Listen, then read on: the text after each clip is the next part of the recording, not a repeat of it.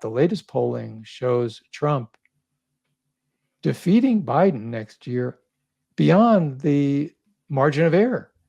There's one poll, 7 points, Trump ahead. It just blows to smithereens this myth that the White House and the obsequious press corps has been trying to promote for many, many months that, Trump was defeated by Biden last time, so Biden is the one to defeat him again.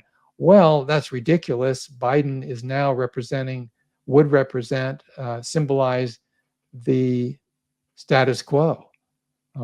Trump represented it 4 years ago, 6 years ago, whenever that was. But now it's Biden who would be on the defensive, defending the indefensible when we have, according to NBC News, for more than 3 decades now, the highest polling numbers for wrong track in this country. The public saying they think this country's in the wrong track. Is that the time to have a president run for re-election representing the status quo? Of course not. It's ridiculous. And yet we have these terrible polling numbers for Biden, and we've been urging for, at Roots Action through the Don't Run Joe campaign, urging that somebody with governmental experience of some great extent or a major leader of a national social movement step forward and say, I'm willing to challenge Joe Biden in the primaries. That has not happened. We have cowardice from the top of the Democratic Party in Congress, from the governors who are Democrats. Where are they? They are AWOL in political terms. And yet people can say, there was a Vietnam War during the late 1960s.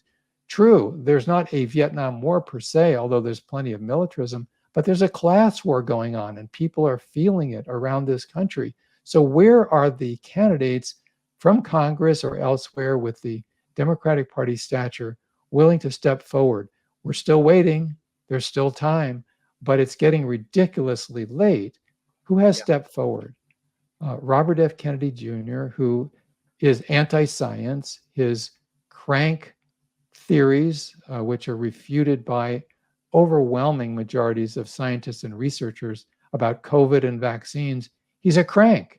And Robert Kennedy Jr., he's saying some really good things about militarism and so forth.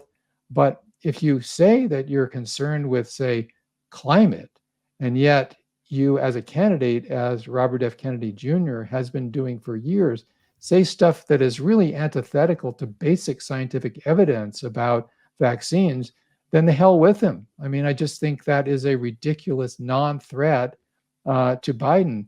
And we also have Williamson, who means really well, says really good things, but she really has no basis for threatening the power of the Biden White House. They just have no reason to be concerned about her electorally. She's not an electoral threat. And that goes back to that we need someone to run who is willing and able to, as part of social movements, be an electoral threat to the corporate Democratic Party's so-called leadership.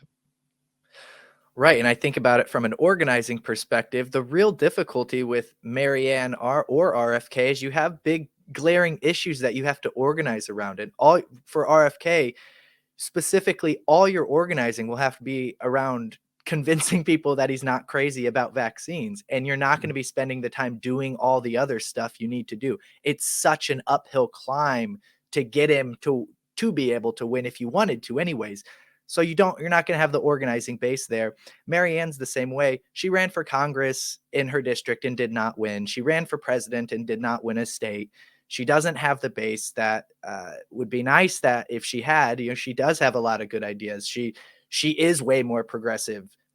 But again, like you're saying, it's unrealistic that she would win, even if she's polling at 9 or 10% sometimes in the polls. You're just not going to have, barring some viral internet sensation happening that puts her over the top, you're not going to have the organizing base needed to do the literal hours of work and phone calls and door knocking needed to make it happen. And that's unfortunate. Yeah. There's no way in hell that Marianne Williamson is going to get many delegates to be going to the National Democratic Party convention. I'd love to see either of them win in New Hampshire. Well, just to raise the question of vulnerability, because frankly, the opportunism quotient in Congress is generally high. Right. And if Biden were shown to be vulnerable, it might shake something loose. But on the other hand, the national polling already shows him to be tremendously vulnerable. And so this really goes to the saying, it's an old saying now, when the people lead, the leaders will follow. Yeah. That's really our challenge. We need to be activist about all this. And this applies across the board.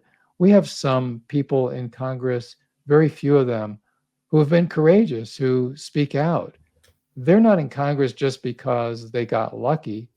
They're in Congress because social movements propelled them and they were part of social movements. I think of Right. Rashida Tlaib, one of the greatest members of the House of Representatives in our lifetimes, because she's willing and able to speak out and be activist about issues that are unpopular, but issues that need to be addressed in a progressive way. I think, for instance, of Palestinian rights.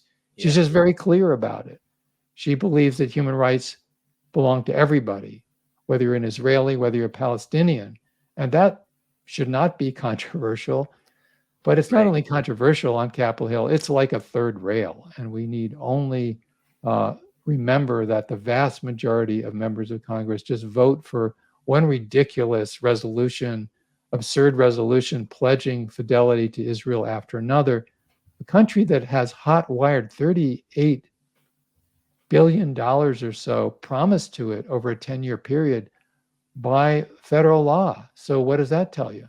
No matter what, no matter how much they abuse the rights and kill the people of Palestine,